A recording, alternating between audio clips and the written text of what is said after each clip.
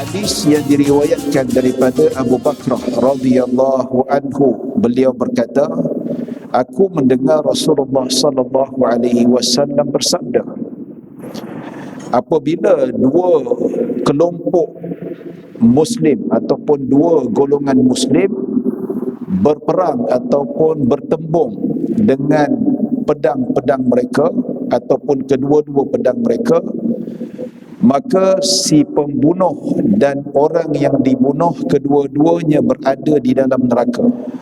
Bismillahirrahmanirrahim. Assalamualaikum warahmatullahi wabarakatuh. Alhamdulillah nahmaduhu wa nasta'inuhu wa nastahdihi wa nastaghfiruh wa na'udzu billahi min syururi anfusina wa min sayyiati a'malina. من يهده الله فلا مضل له ومن يضلل فلا هادي له أشهد أن لا إله إلا الله وحده لا شريك له وأشهد أن سيدنا محمدا عبده ورسوله اللهم صل وسلم وزد وبارك على سيدنا محمد عبدك ورسولك النبي الأمي وعلى آله وصحبه أجمعين سبحانك لا علم لنا إلا ما علمتنا إنك أنت العليم الحكيم رب اشرح لي صدري ويسر لي أمري واحلل عقدة من لساني يفقه قولي أما بعد. Alhamdulillah, thumma alhamdulillah, syukur pada Allah Subhanahu wa taala atas nikmat serta limpahan kurniaan daripada Allah Subhanahu wa taala, yang mana dengan nikmat serta limpahan kurniaan daripada Allah, kita masih lagi diberi nafas dan dipanjangkan umur kita, diberi kesihatan untuk sama-sama kita melalui kehidupan kita harian sehingga ke hari ini, untuk sama-sama kita duduk dalam majlis yang penuh barakah dan rahmah. Dan begitu juga untuk kita sama-sama meneruskan hidup kita dengan mengabdikan diri pada Allah Subhanahu wa taala. Syukur alhamdulillah, dan bersyukur pada Allah Subhanahu wa taala yang mana kita diberi ruang oleh Allah, yang mana sebelum ini kita diuji dengan ujian yang agak berat, sehingga kan ada yang bak kata orang, yalah musim PKP ni sampai kita, yalah saya dan tuan-tuan tak dapat bertemu lebih kurang dalam tempoh lama 5-6 bulan. So jumpa tuan-tuan haji tadi tu, siapa Assalamualaikum, Allah lama tak jumpa. Ikut hati rasa nak salam, dah rasa nak peluk, tapi kita ni ikut SOP. SOP ni pun atas kemaslahatan kita, demi kebaikan kita.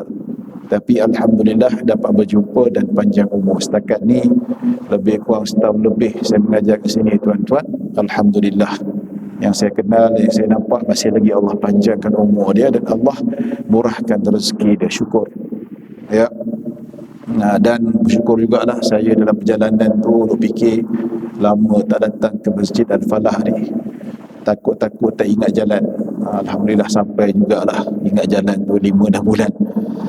Tuan-tuan dan puan-puan dirahmati Allah Subhanahu wa taala, yang mana kita akan sambung hadis daripada ringkasan Sahih Muslim, yang mana kita akan baca hadis yang seterusnya, mana hadis yang ke-21 ataupun bab yang ke-21, yang mana kita menceritakan tentang bab keimanan. Masih lagi bab keimanan yang dibincangkan dalam hadis-hadis Nabi SAW. Baik, kita baca hadis tuan-tuan. Bismillahirrahmanirrahim. Qala al-musannif rahimahullahu ta'ala wa nafa'ana bihi wa bi'ulumi fid darain.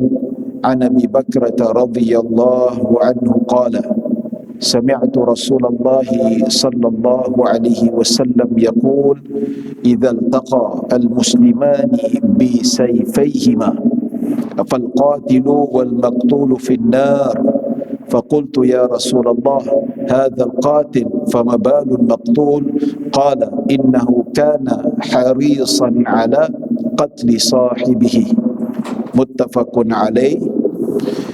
Hadis yang diriwayatkan daripada Abu Bakrah radhiyallahu anhu, beliau berkata, aku mendengar Rasulullah sallallahu alaihi wasallam bersabda, apabila dua kelompok muslim ataupun dua golongan muslim berperang ataupun bertembung dengan pedang-pedang mereka ataupun kedua-dua pedang mereka, maka si pembunuh dan orang yang dibunuh kedua-duanya berada di dalam neraka.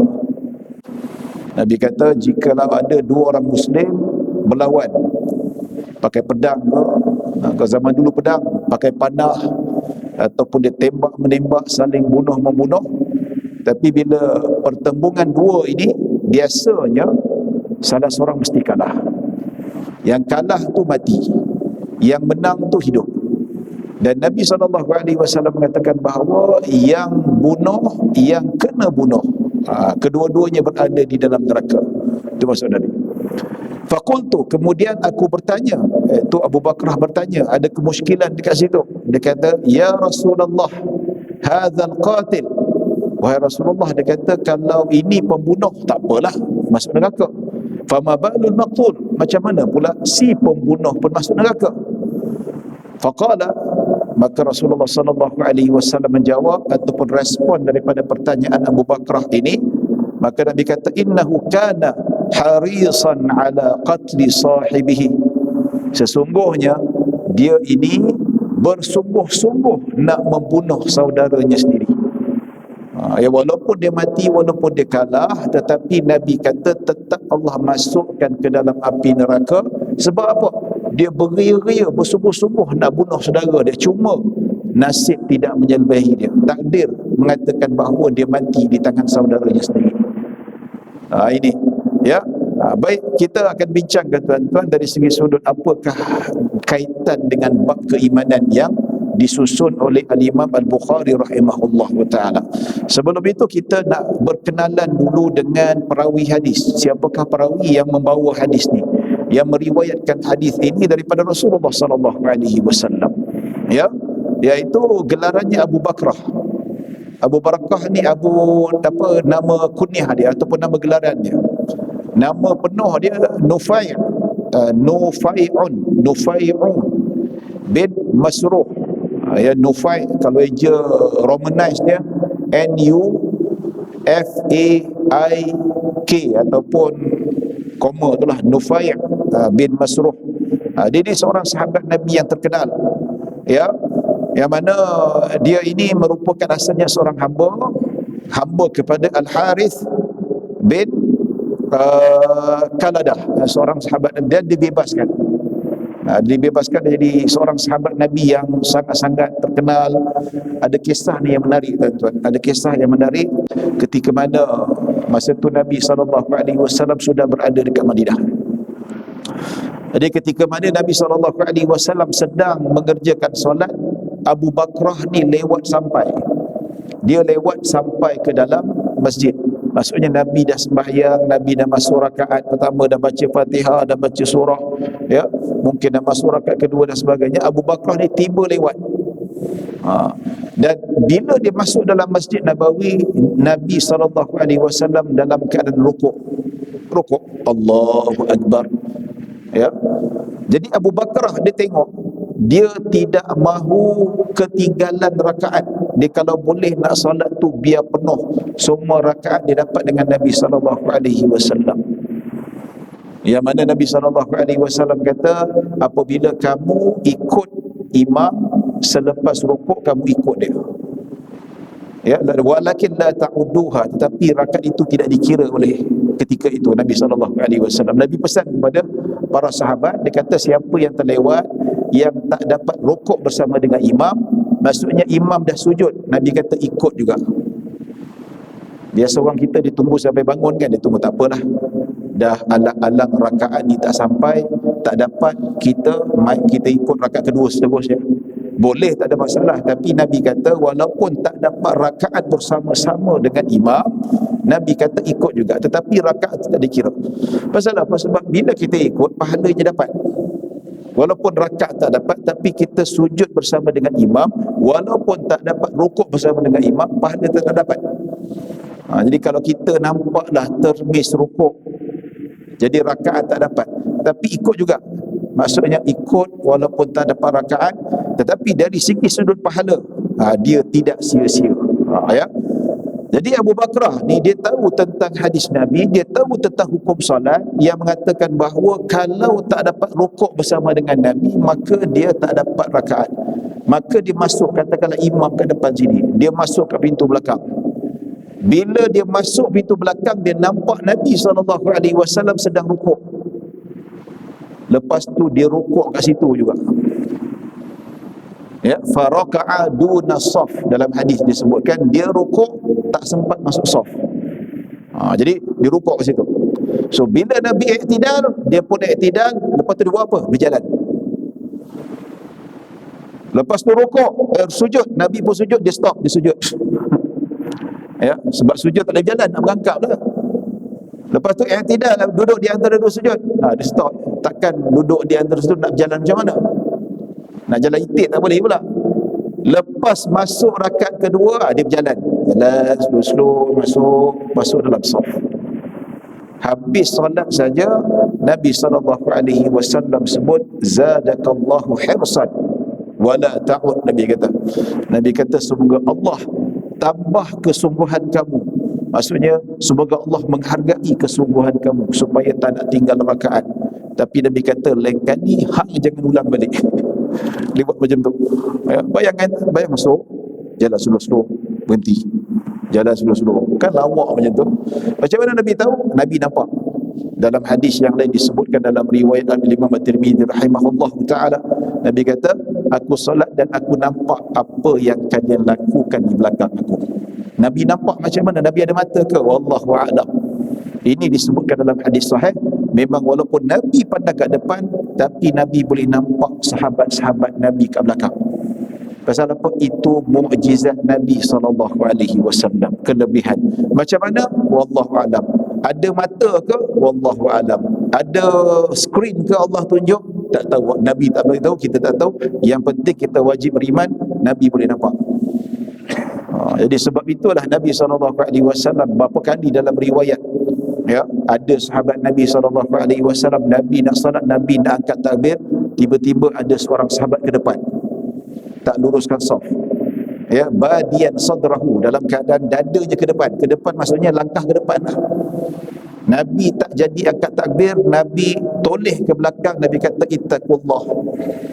Nabi kata bertakwalah kepada Allah Subhanahu wa taala. Siapa yang tak luruskan saf, bertakwa kepada Allah. Jangan jadi orang tak bertakwa yang mana tidak mahu meluruskan saf, tidak mahu merapatkan saf. Dada ke depan. Sahabat tu patah balik, dia luruskan saf, maka barulah dia solat.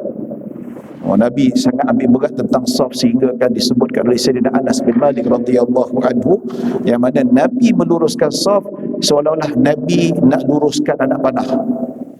Nabi turun padang, Nabi cek satu-satu saf.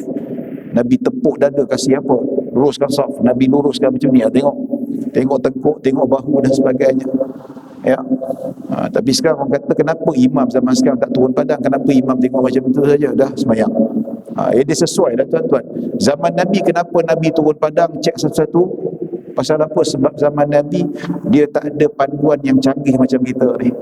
Zaman dulu dia tak ada kapet, dia tak ada apa, dia tak ada garisan. Kita ni ada garisan sedang. So imam kata saf itu tumit kaki pastikan berada di garisan yang terakhir. Senang. Ya, itu pun kadang-kadang kita tengok certain people 2-3 orang, tak ramai lah, itu pun ada yang tak ada common sense, pun pelik juga. Berapa kali lah tuan-tuan mungkin pernah ada yang sembahyang, betul tak? Yang sembahyang bila kita rukuk tu nampak kaki dia ke belakang, dia punya tumit tu memang berada lebih daripada border tu. So kita kata, takkan dia tak faham? Takkan tak faham ke dah imam cakap rapatkan saf, luruskan saf, dia buat selamba dia je. Dan bila kita kata okey lah, kita sangka baik, mungkin dah masuk rakaat kedua nanti mungkin dia akan betul kan. So masuk rakaat kedua, ketiga macam tu juga. Allah, adalah jenis yang memang tak ambil berat pasal ni. Dia sebenarnya bukanlah kata bukanlah batal sembahyang tu, tapi fadilat. Fadilat akan berkurangan. Maka Nabi SAW kata, jangan ulangi. Nabi kata, Abu Bakrah, betul kamu ni ada kesungguhan. Nabi puji. Nampak tu? Nabi dari segi sudut psikologi, Nabi nak memperbetulkan sahabat. Nabi nak perbetulkan, maksudnya apa? Nabi nak tegur kesilapan. Nabi cakap berlapik. Nabi kata, bagus, kamu buat ni bagus, Alhamdulillah, itu kesungguhan kamu, dah dapat fadilat penuh. Tapi cara ni salah, jangan buat macam tu. Seolah-olah Nabi kata, bila kamu lambat macam mana sekalipun, jangan kamu bertakbir sebelum masuk saf. Masuk saf dulu barulah kamu bertakbir. Tak apalah, tinggal hak mana tu tak apa. Yang tinggal lebih baik daripada macam tu, daripada kamu bertakbir jauh-jauh, lepas tu jalan sikit-sikit masuk dalam saf. Nampak tak? Ya. Jadi terlanjur kita cerita pasal Abu Bakrah tentang kisah ni yang menarik dan lucu ini, tuan-tuan. Maka kalau kita buka dalam syarah-syarah hadis, ya, antaranya kalau kita buka dalam kitab Imam Syafi'i memberi hujah. Dia kata bahawa seseorang yang tidak berada dalam saf, ataupun seseorang yang tidak merapatkan saf dan tidak meluruskan saf, tidak membatalkan solatnya. Solatnya tak batal, tapi makruh. Makruh apa? Dari segi sudut fadilat, pahala jemaahnya akan diluputkan ataupun dikurangkan oleh Allah Subhanahu Wa Taala. Buktinya kenapa makruh? Sebab Nabi tak suka. Nabi kata jangan buat lagi. Maksudnya Nabi tak suka. Bila Nabi tak suka, ulama kata makruh lah. Dan kenapa ulama kata tak batal solat? Sebab Nabi tak suruh Abu Bakrah ulang balik solat. Kalaulah perbuatannya itu membatalkan salat, pasti Nabi perintahkan Abu Bakrah, kamu buat macam tu bagus, tapi lain kali janganlah buat lagi, tapi kamu kena ulang balik salat. Nabi tak cakap macam tu. Ini yang disebutkan tentang saf yang tak sempurna. Salat berjemaah tetap sah, cuma kurang dari segi sudut fadilatnya. Mungkin ada yang tertanya-tanya, sebab apa saya bangkitkan isu ni, tuan-tuan, sebagai makluman kita lah, sebagai satu informasi yang boleh kita pegang dan kita amalkan. Dan begitu juga mungkin kita boleh sampaikan kepada rakan-rakan kita yang tak berapa nak faham, ya. Sebab apa, dalam isu saf ketika musim PKPP ni, Perintah Kawalan Pergerakan Pemulihan, ya, saf tak rapat, kena ada social penjarakan fizikal dalam masjid yang telah dikuasakan, yang diperintahkan oleh Tuanku Sultan Selangor. Jadi itu satu arahan daripada pemerintah. Dari di sini, tuan-tuan, masih lagi lah ada kemusykilan di kalangan masyarakat, mereka bangkitkan isu ni. Kalau kita tengok dekat Facebook, tengok dekat Twitter, sometimes kita tengok dekat Instagram, masih lagi kalau tengok gambar macam tu, kita tengok komen tu. Ada orang kata, apalah, dah musim PKPP pun tak rapatkan saf, tak ikut sunnah Nabi SAW, patut solat berjemaah kena rapatkan saf. Ada yang duk perli lagi, dia kata, apa dia kata, tuan-tuan, dekat restoran, dekat bas, dekat LRT, dekat Asia tak ada pun penjarakan sosial. Dekat masjid pula tiba-tiba penjarakan sosial. Nampaknya orang luar daripada masjid, dia punya tawakal lebih kuat.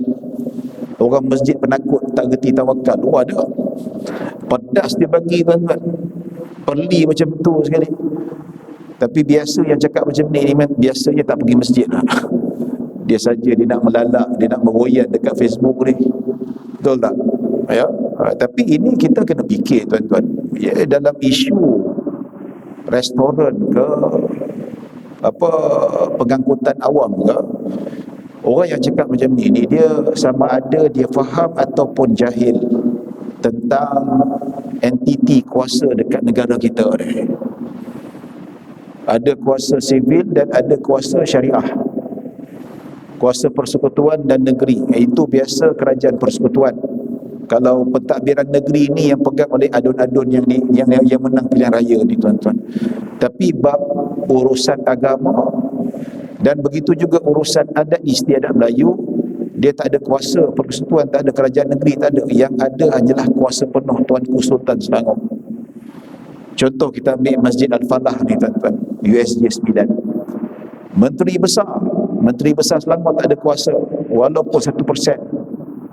Katakanlah Menteri Besar Selangor datang sini dan berucapan, saya Menteri Besar Selangor, saya ketua leader dekat Selangor ni, saya nak masuk, saya nak berucap, saya arahkan buat event dekat dalam masjid. No, dia tak ada kuasa, tuan-tuan. MB tak ada kuasa. He has no right. Ya. Nazir kata, MB, walaupun MB Selangor, masjid you tak ada kuasa. Nak buat event, nak berucap ke apa ke, kena ada surat maiz. Kuasa berbeza, tuan-tuan. Ya. Jadi biarlah dekat luar tu tak ada SOP ke tak ada apa, tapi kita kat sini ikut arahan tuanku. Dan SOP ni, tuan-tuan, kalau kita tengok, dululah kita dah suspend dekat Kedah tu, keluar kluster macam-macam. Dekat Kedah, kat Kuala Lumpur, Negeri Sembilan. Tapi alhamdulillah lah, KKM kita dia ada pengalaman, dia boleh kekang, alhamdulillah. Kluster Sivagangga tu yang kita kata super spreader tu, alhamdulillah dapat dikekang. Sekarang hari ni tak ada kluster Sivagangga, yang ada sekarang dekat Sarawak dan sebagainya. Ya tuan-tuan, sebenarnya kluster ni timbul pasal apa? PM sendiri cakap, pasal sebab orang kita kat luar sana tu dah start lalai dah rasa macam rantaian COVID-19 tu dah putus. Sebenarnya tak putus lagi, tuan-tuan. Buktinya wujud kluster yang baru, walaupun dalam kawalan, tapi kluster baru ada. Pasal apa? Orang dah lalai, dah bersalam, dah berpeluh, dah tak pakai mask dan sebagainya. Bila dah muncul kluster baru, barulah MKN nak kuasakan SOP, pakai balik mask, jaga social distance, tak pakai mask kena fine, kena compound 1,000. Semua kena. Menteri pun kena jugalah. Takkan menteri tak kena? Menteri pun kena juga. Betul tak? Menteri kena compound dan polis kena siasat, bawa mahkamah, sabit kesalahan, denda lah 7-8 ribu ke 12 ribu lah kesalahan dia buat. Ya, tak apalah, kita manusia dibuat silap. Jangan kata siapa ustaz ke menteri ke buat silap, tak apalah. Walaupun dia buat silap, tak semesti tak ada jadi menteri. Betul tak? Ya, boleh jadi menteri, mengaku silap je lah. Betul tak?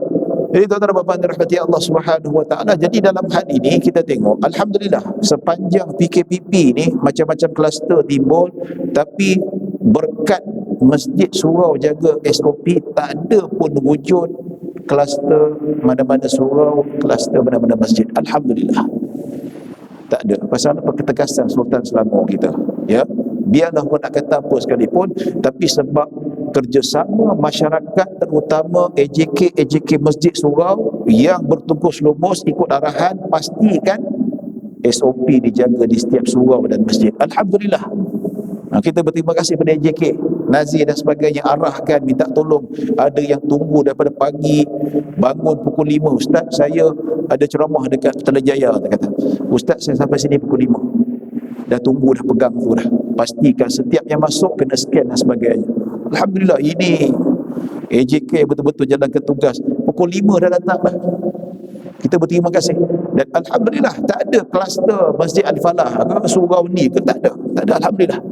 Pasal apa? Kita jaga SOP, kita jaga kita. Ya, berbalik pada soft tadi, tuan-tuan, memang orang kata, dia kata kenapa ni kita ni tak boleh nak rapatkan soft. Kita bukan zaman PKP, kita zaman PKPP. Ya, Selangor dekat USJ ni zon hijau dah, tak ada kluster dan sebagainya. Tuan-tuan, berkaitan dengan COVID-19 ni, kalau kita tengok statistik, majoriti pembawa virus COVID-19 ni tak ada simptom. Dia sihat walafiat macam saya dengan tuan-tuan. Dia sihat walafiat, tak ada batuk, tak ada sesama, tak ada. Tapi dia bawa. Yang bahayanya kalau kena ke orang lain, pindah dekat orang lain, tuan-tuan. Pasal apa?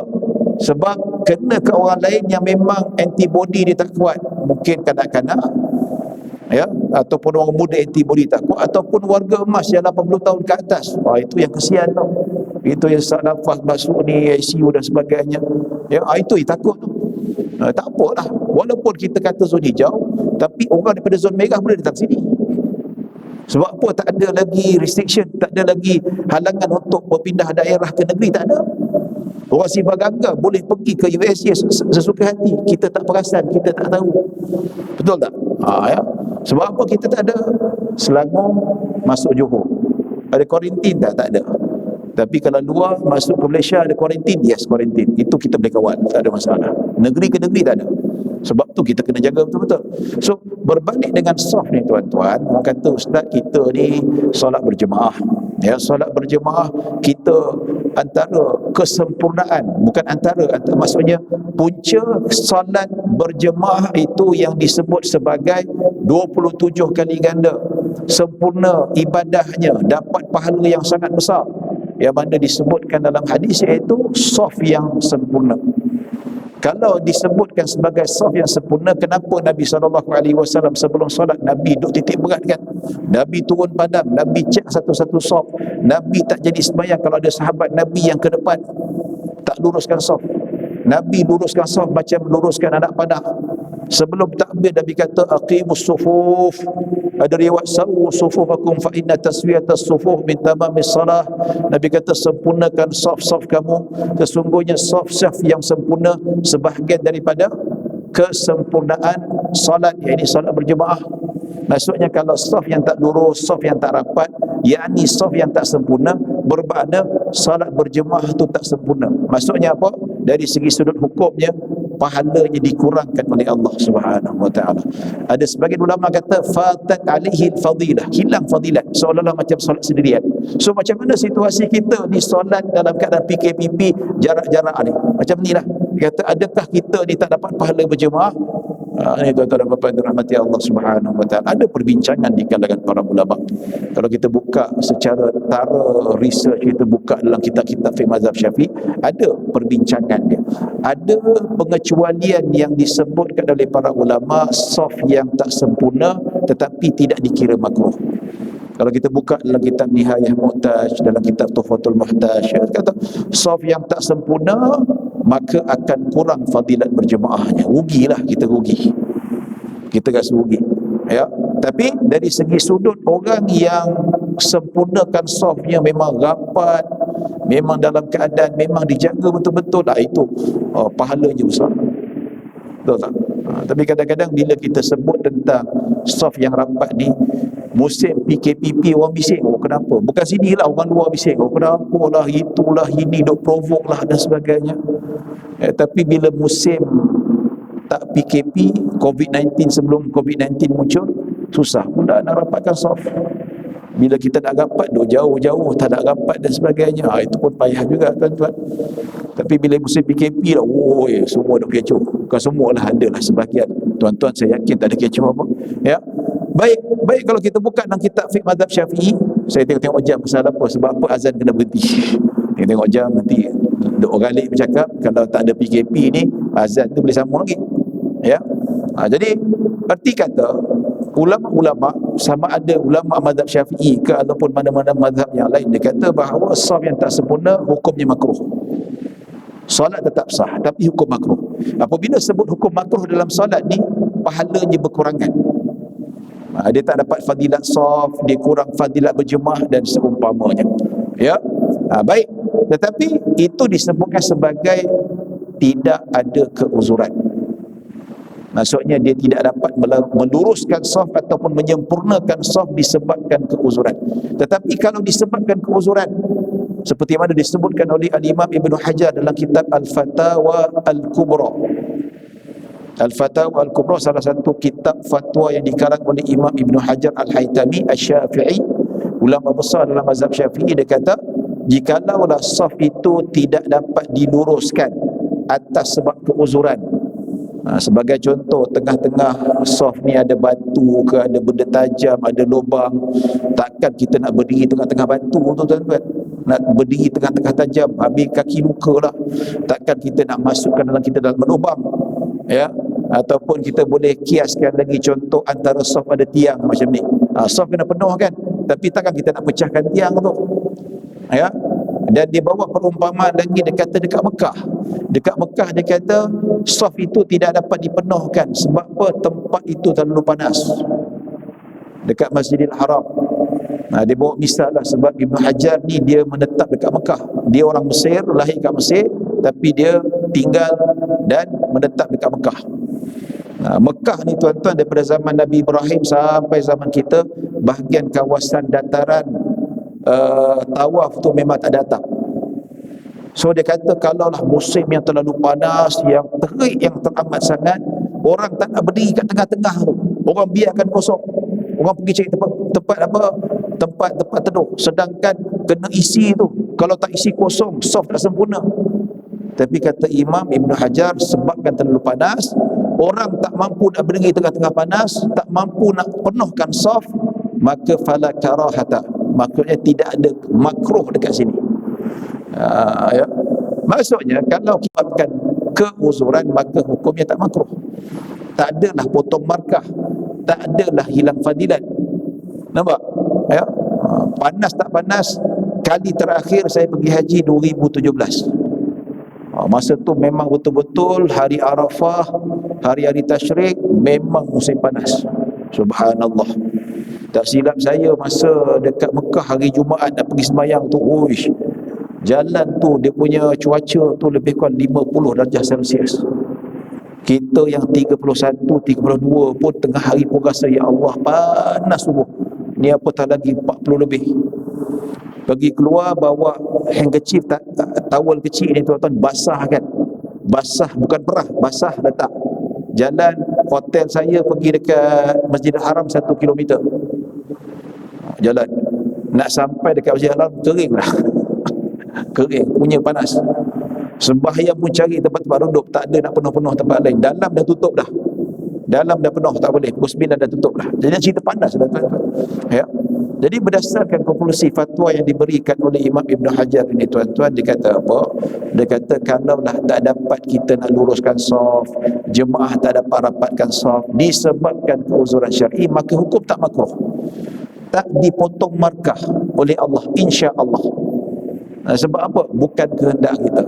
Sama jugalah kita tak rapatkan saf hari ini disebabkan keuzuran syar'i, bukan kita yang nak. Kalau kita nak rapat, tapi kita nak rapat pun takut-takut juga. Sebab apa? Virus masih ada lagi. Dan kita nak rapat, tak boleh rapat pasal apa? Pemerintah kata tak boleh, tuanku kata tak boleh, kena ikut social distance. Kalau nampaklah pegawai JAIS datang tengok masjid tak titik berat dengan sosial, kena tutup balik, tuan-tuan. AJK yang kena, tuan-tuan tak kena, tapi AJK kena. Nampak?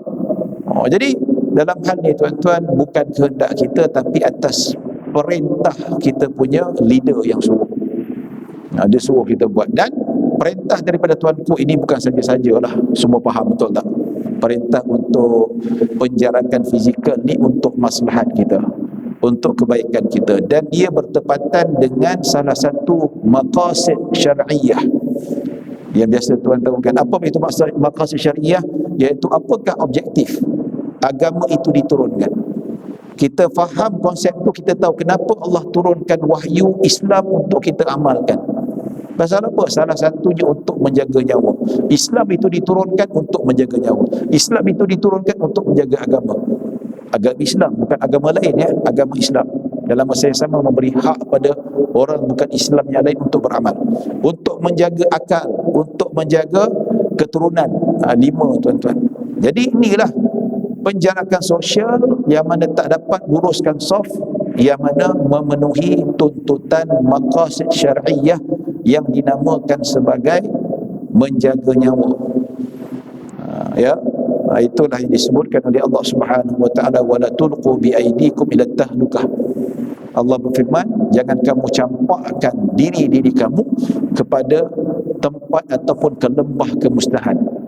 Jadi kita dah tahu rantaian ni masih lagi tak putus. Kenapa kita mesti nak risikokan dia? Kenapa kita nak berjumpa kawan tak mana asal usul kita peluk apa semua? Jangan. Kita pun duk rapat-rapat tak pakai apa semua. Ini kita seolah-olah kalau tak jaga SOP, ada bibit-bibit, ada elemen yang boleh kita katakan seolah-olah kita membiarkan diri kita ke lembah yang berisiko. Ya, tuan-tuan dan puan-puan dirahmati Allah Subhanahu wa taala. Ini baru mukadimah ni. Lebih kurang ada dalam 10 minit. Sempatlah kita nak terangkan hadis Nabi sallallahu alaihi wasallam. Ya, baik tuan-tuan dan puan-puan dirahmati Allah Subhanahu wa taala, iaitu Nabi kata jikalau dua orang muslim bertembung, berperang, bergaduh, saling nak membunuh, bukan gaduh mulut, bukan bunuh saja, tapi berperang nak membunuh, memang niat nak membunuh. Ya, Nabi kata apabila seseorang itu nak bunuh saudara dia dan seorang lagi pun nak bunuh saudara dia, maka Nabi SAW kata yang membunuh tu masuk neraka, yang mati juga masuk ke dalam api neraka. Ini menyatakan apa, tuan-tuan? Kalau kita lihat dalam Al-Quran bahawa membunuh orang Islam, membunuh orang mukmin tanpa hak, tanpa sebab-sebab yang dibenarkan syarak, hukumnya dosa besar. Berdasarkan firman Allah Subhanahu wa taala, "Wa may yaqtul mu'minan muta'ammidan fajazauhu jahannamu khalidan fiha wa ghadiba Allahu alaihi wa la'anahu wa 'adda lahu 'adzaban 'azima." Allah Subhanahu wa taala menyatakan, "Wa may yaqtul mu'minan muta'ammidan," sesiapa yang membunuh seorang mukmin, seorang yang Islam dengan sengaja, iaitu tanpa hak, tanpa keuzuran ataupun tanpa alasan yang dibenarkan oleh syarak. Apakah alasan yang dibenarkan oleh syarak? Ya, contoh kalaulah kita dikena serang, ya, kita kena serang nak bunuh kita, kita wajib mempertahankan diri dia, dan sampai satu tahap kita tak ada pilihan, terpaksa bunuh dia. Kalau kita tak bunuh dia, keselamatan kita, anak-anak kita akan terancam. Itu tak apa. Dan kedua, membunuh orang mukmin secara hak, iaitu hukum hudud. Kalau dibunuh orang, dia kena hukum qisas balik, kena hukum bunuh juga, ya. Ataupun dia seorang mukmin yang sudah berkahwin ataupun pernah berkahwin, berzina, ya, dia kena rejam dengan batu sampai meninggal dunia. Jadi ini tuan-tuan dan puan-puan dirahmati Allah Subhanahu. Jadi ada beberapa adat yang halal darahnya orang Islam kalau dia bangkit memberontak dan menentang pemerintah. Pemerintah kita Islam menjalankan pemerintah yang baik dan sebagainya, tiba-tiba dia nak angkat senjata nak lawan pemerintah pula. Ini hukum bughah, darahnya halal, darahnya halal walaupun dia orang Islam sekalipun. Nampak ya?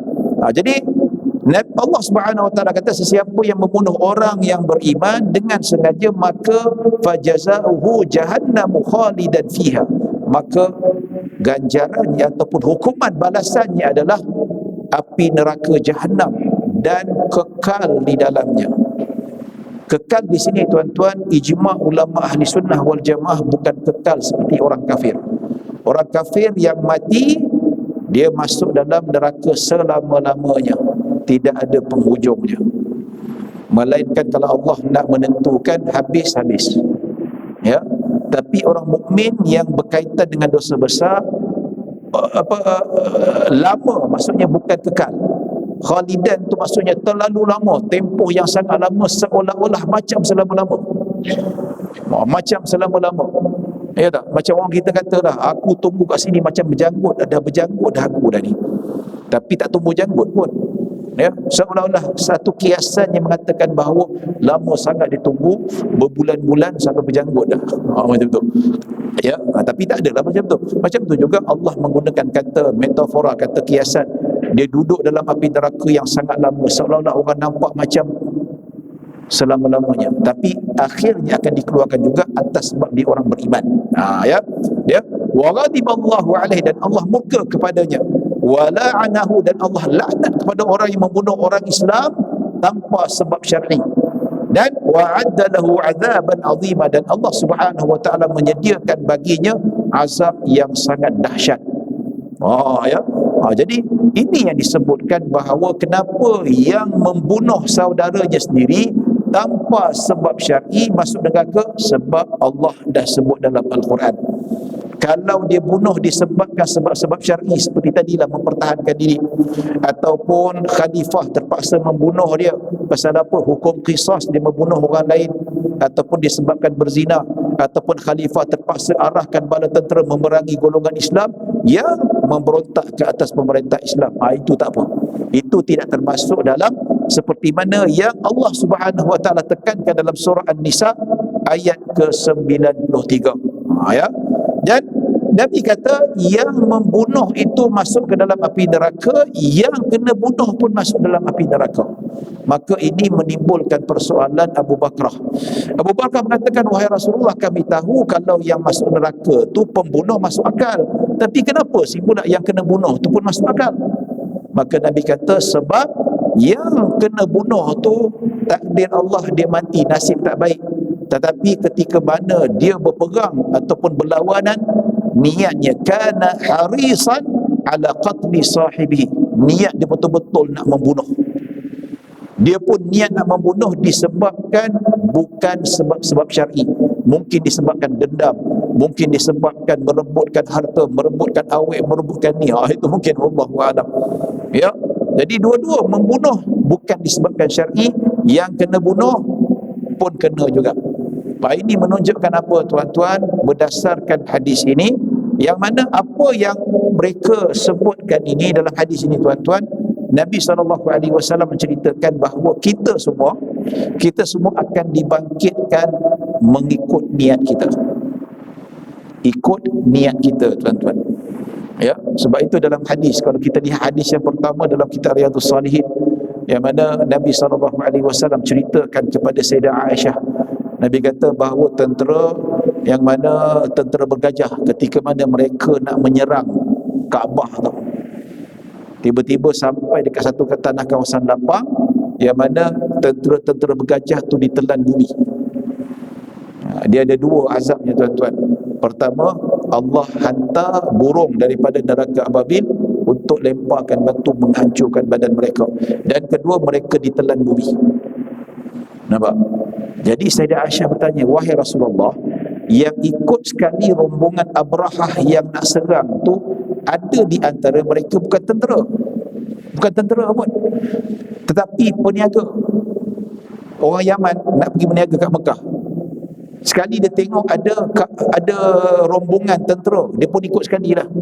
Pasal apa masuk ikut tentera ni tuan-tuan? Sebab ikut tentera ni selamat. Ya, kan ada catatan orang dulu zaman tok nenek moyang kita pergi naik kapal pergi pergi Mekah buat haji. Daripada Mekah nak pergi Madinah tu perjalanan ada di kalangan orang kita kena culik dengan lanun, dengan Arab Badui, lanun padang pasir. Tapi dibebaskan 7 hari kena tahan.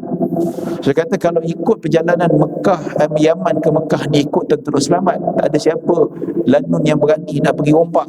Ya. Jadi dia kata, wahai Rasulullah, macam mana yang ditenggelamkan, yang diseksa kan, sesungguhnya yang berada bersama-sama dengan tentera Abrahah ni bukan tentera, ada di kalangan peniaga. Mereka pergi Mekah bukan nak serang Mekah, mereka nak pergi jumpa saudara mereka nak berniaga. Adakah mereka layak diterima macam tu? Adakah kenapa mereka itu diseksa macam tu sekali, tenggelam bersama-sama dengan tentera Abrahah dan gajahnya? Maka Nabi kata, innama, sesungguhnya mereka itu diutuskan atas niat masing-masing. Ya, walaupun mereka itu diseksa sama seperti tentera Abrahah sebab mereka berada sama-sama, tapi bila dibangkitkan nanti, yang kena seksa tentera Abrahah saja, yang peniaga-peniaga ni tidak. Nampak tu? Ya, maksudnya Allah nilai niat kita. Dan hadis ni juga disebutkan bahawa jangan duduk rapat dengan ahli maksiat. Jangan duk kawan-kawan dengan ahli maksiat. Silap-silap bala kena kat kita tuan-tuan. Macam tadi lah tentera-tentera tu kan nak pergi serang Mekah, peniaga duk ikut sekali, dia pun kena bala juga, dia pun tenggelam juga sekali. Nampak? Cuma dekat akhirat Allah Maha Adil, Allah tak seksa peniaga-peniaga yang tenggelam bersama tentera Abrahah, tapi Allah nilai niat mereka. Sama juga, yang tukang bunuh kena seksa, yang kena bunuh kena seksa, masuk neraka pasal apa? Niatnya hendak membunuh saudaranya sendiri dengan alasan yang tidak dibenarkan oleh syarak itu sendiri. Jadi ke akhirat ni tuan-tuan, kita akan, ialah disebutkan dalam hadis, berapa ramai orang yang dimasukkan dalam kitab-kitab sebut, berapa ramai yang hidup dekat dunia ni, dia orang nampak mati dalam keadaan Islam, tapi bila dibangkitkan nanti rupanya mati dalam keadaan kufur. Kita tak tahu tuan-tuan, kita tak tahu macam mana. Sebab itu kita minta husnul khatimah. Kita nampak, katakanlah dia ni walaupun tak pernah sembahyang, walaupun dia ni liberal ke apa, tapi selagi mana dia tak isytiharkan murtad, kalau dia meninggal dunia kita kena uruskan jenazah dia tetap sebagai Islam. Tapi hatinya ketika mati itu, ataupun dia tak beriman pada Allah, itu urusan dengan Allah dekat akhirat nanti dibangkit macam mana. Ya, itu adalah apa-apa dirahmati Allah Subhanahu wa taala.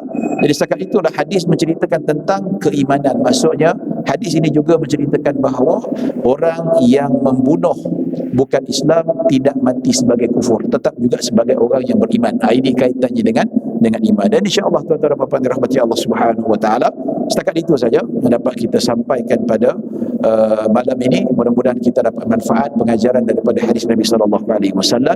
Mohon maaf kalau ada salah silap, yang baik hanya daripada Allah Subhanahu wa taala, kekurangan kesilapan datang daripada diri saya sendiri. Aqulu qawli hadza wa astaghfirullahal azim li wa lakum. Wassalamualaikum warahmatullahi wabarakatuh.